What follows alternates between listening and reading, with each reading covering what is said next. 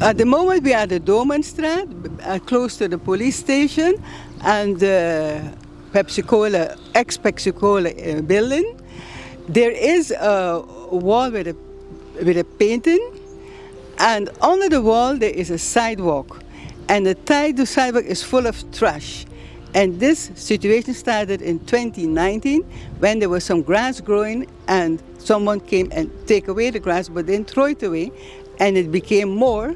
And now it's a habit that the inhabitants here does throw the trash on the grass, and it's getting serious. Trash, herbs, dead animals, and this is a street where tourists come regular.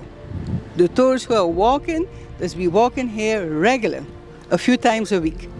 I think around 2019, this was the last time I saw it was clean.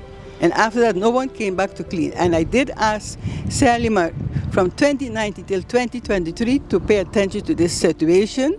They never react.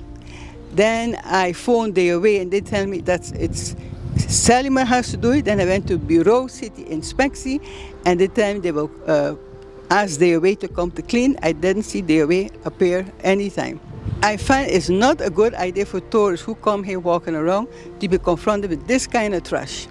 I would like them to come to clean here and make a program that they could keep it in balance, because now it is complete out of balance. I don't think they forgot about the artwork, but when they started a second round to do paintings, it was difficult for them to reach by the artwork through to the trash that was here. People who live in here, and when they do a construction, they throw it over here. The trash what is here in this road is from the inhabitants of this road. I doesn't see companies come here to throw things. Yeah, it is not healthy, because I even see they're throwing dead cats.